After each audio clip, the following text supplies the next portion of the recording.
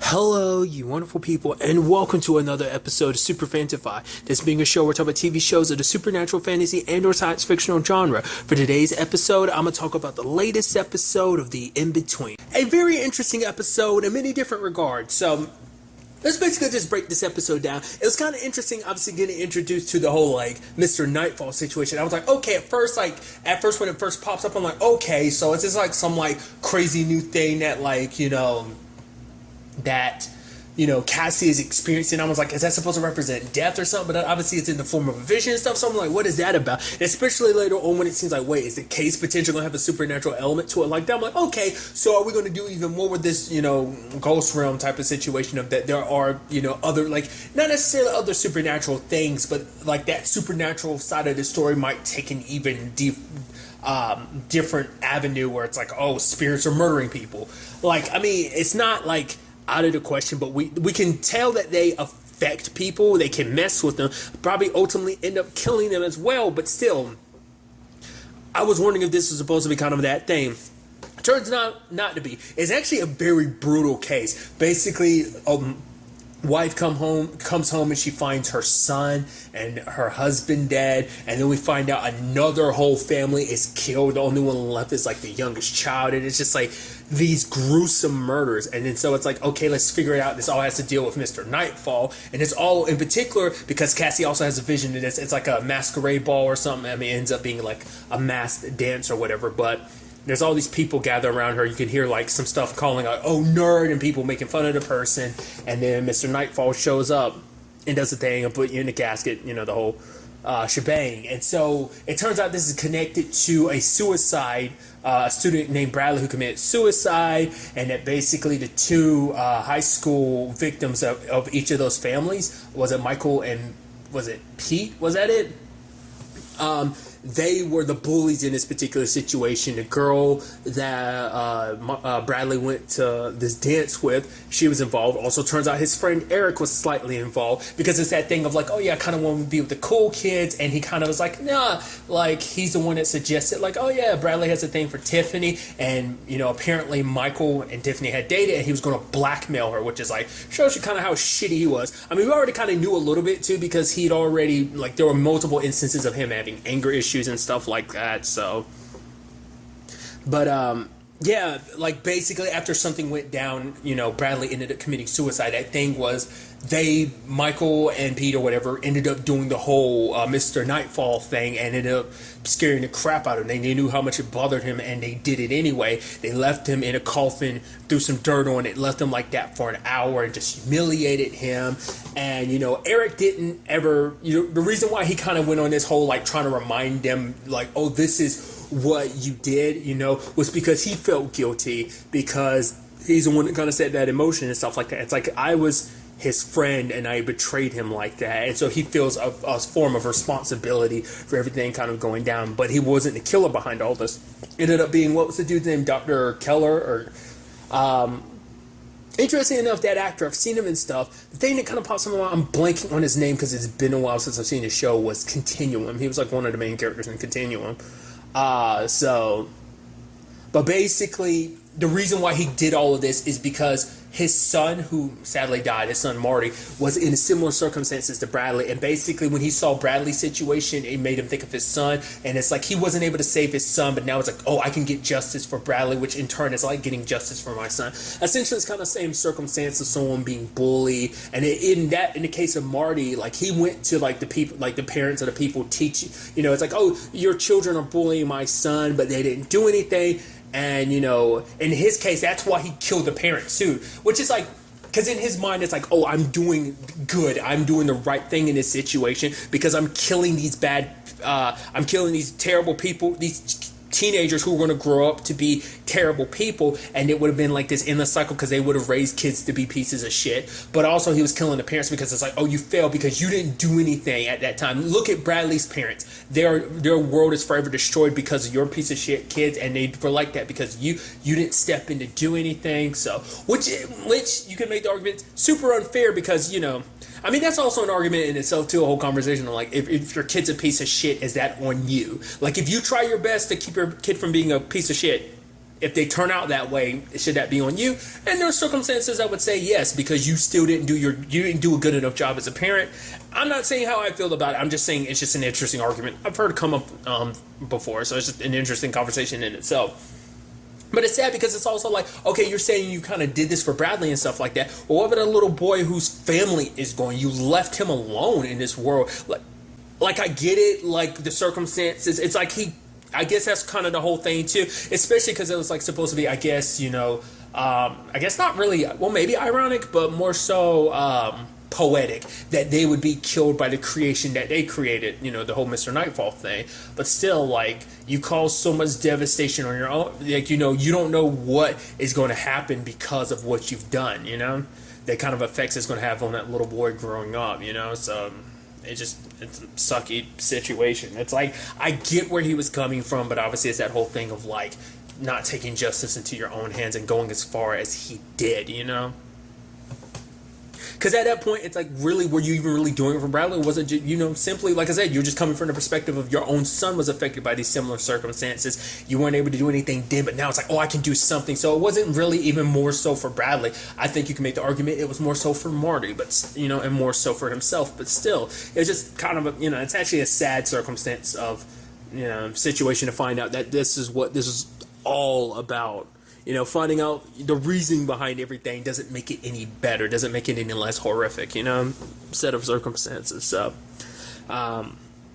but aside from that, in this episode, we also have Cassie helping out Adina. She's a ghost, and she's like, because obviously she's discovering, it's like, wait, you can see me? And then Cassie's talking to her, and it's like, she's like, I don't remember how I died, which, interesting enough, Cassie's like, actually, it happens from time to time. Apparently, ghosts don't always know. It's interesting, once again, kind of figure out the rules of how this ghost thing works, because, obviously, for some ghosts, for some cases, like Cassie just has like a ghost pop up and flash of like, oh, this is what happened to me. So it's kind of like they give her a flash of what happened to them, and in this case it's like, I don't know how I died. But then again, you later on kind of go like, okay, did Adina not remember, or was that, whatever the case may be. Like I said, I'll get to it soon enough, but it is kind of fascinating. I mean, I would say it makes Cassie helping them out a little harder, but still. The complicated thing, though, is that obviously, like, Adina was missing for a little while. They actually go to visit the family, and she learns from the daughter, and, the husband ended up bringing this up to Damien. But the whole thing of, like, oh, she's an addict, and that made it, because obviously immediately Cassie, because her own experience with her mom, made her go, yeah, that was an interesting detail Adina kind of ended up leaving out. But, so Cassie could connect with the daughter because it's like, yeah, I've been through those circumstances too.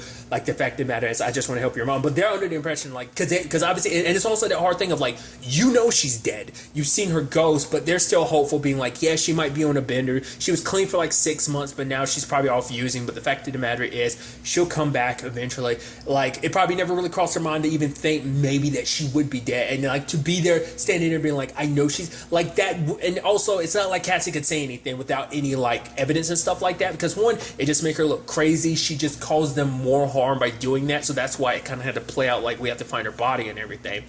But then later on, it's like Adina's like, oh, maybe I was kidnapped or whatever. I was at this particular grocery store and stuff like that. But it takes like, oh, the prints that were on her door were her drug dealer. She tried to be like, oh, I owed him a ton of money. And the fact of the matter is, maybe he came. Like, I thought the twist of the story was going to be, obviously, I was like, Cassie's own baggage when it comes to someone with an addiction. Her mom, I figured that was going to blind her. And Adina was going to be like, I can't believe you don't trust me, disappear. And then they look into it more like, oh, she was kidnapped and killed by her drug dealer. Like, that's just how the circumstances. I like, especially when she was explaining, like, oh, she owes a bunch of money. But then again, I forgot the whole age-old thing of, like, if you owe someone money, they're not going to kill you. They might mess you up, break your legs, type of mobster stuff, because they need you around to pay back the money you owe. If you don't, that money's just kind of a wash, so that's what should have popped in my mind, but I didn't think about it at the time. But it's sad, but it turns out like that, but that isn't the case at all. Like, I was actually surprised, like, oh, so there is no twist. It's straight up like, no, she did buy drugs. That is how she died. She overdosed, and it's like,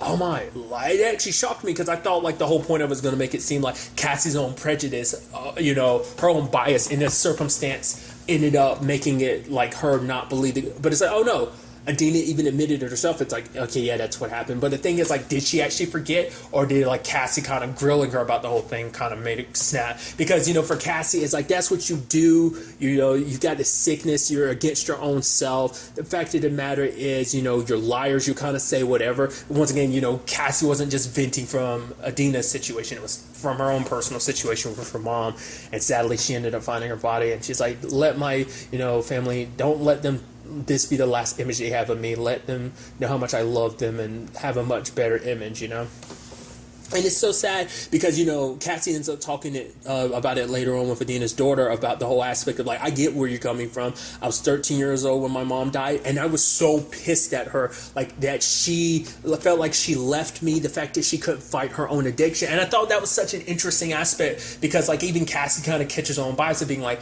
I grew up holding on to this anger, but I didn't try to understand her struggle because she looks at Adina. It's like Adina was clean for 6 months. That was the longest she'd ever been clean, but she still, because even when you do that, it is a constant fight. It's not just as so simple as you don't do drugs. It's like, no, there's always this darkness in you that you have to battle. You literally have to battle your inner demons, and they end up winning. In Cassie's case, her mom ended up losing, like her mom's demons won, and the same thing in Adina's case. And it's a thing of like, yeah, it's okay to be hurt by this situation, but remember the good, who they were before the addiction. And it's going to be interesting because I think going forward, Cassie's going to carry a lot of that over into her mom, because also for her it's like, not really, because obviously she can also get another perspective because she knows exactly what her mom was going through.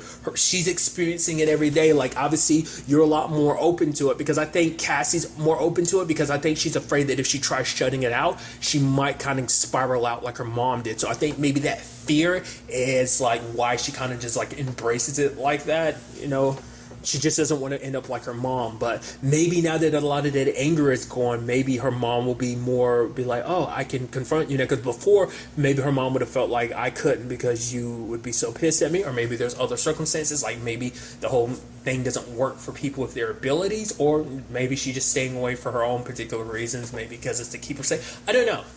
Or maybe just, like I said, it could be any other numerous reasons why things are kind of playing out like that. So I just felt, like I said, I like that story arc of like it playing out like that. And I just think it's so fascinating to kind of make Cassie kind of have that revelation through this experience, kind of like a mirrored situation, somewhat similar to her own in a certain regard. So.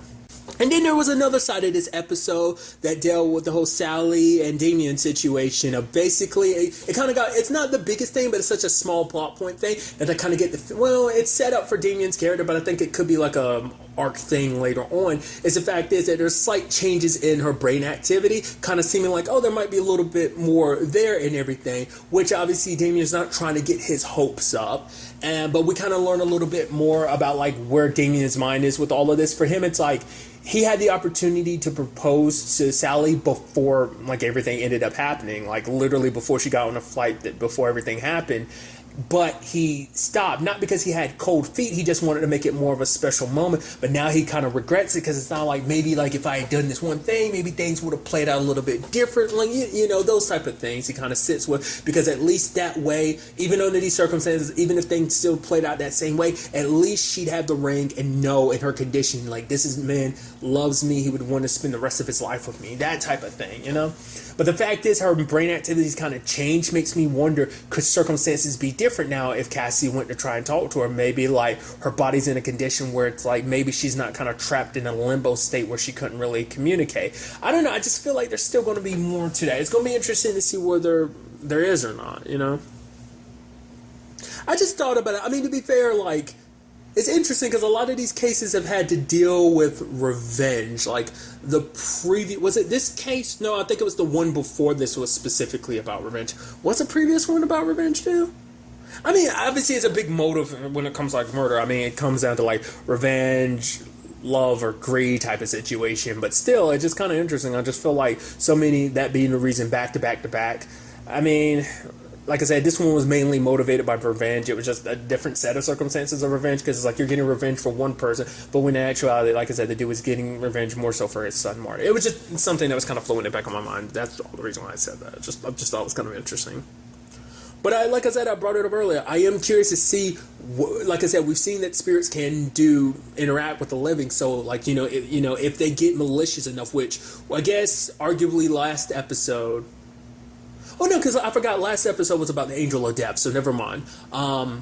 But his mom, even though she was dead, was still trying to protect him and everything. So that was the closest we've seen to, I guess, a vengeful spirit to a certain extent. Like, was she necessarily a vengeful spirit, considering the fact that she was trying to protect her son? Like, obviously, death kind of warps you and everything, but she still kind of maintained herself. So it's not like she was completely, driven insane. Like, she still had her wits about her enough to be like, oh, I gotta protect my son. So I'm wondering, will we ever get a taste of a full-blown malicious spirit just kind of driven, kind of like what you see in the show Supernatural, those type of spirits. I'm wondering, will we see anything like that, or dive deeper into this whole thing? I'm actually surprised we haven't seen Ed. I'm curious, are we going to see more of him? I kind of get the feeling he ain't done with Cassie yet, just because he hasn't 100% crossed over yet. Maybe he did, maybe he didn't, because even people disappearing, that was the whole thing last episode too. They're yeah, I was kind of hoping for more of a bright light and stuff like that, but it's kind of no, they just disappear. So you can only hope that they're better on the other side. But I think for Cassie, after her experience this last episode, being even though they're not around, I think I know that they're okay, So, like I said, just stuff floating in my head. So I'm very interested to see where all of this ends up taking us going forward into the next episode. But really, that's all I want to talk about. Until next time we meet, be happy, be safe, live life to the fullest, and enjoy it. Good day and goodbye.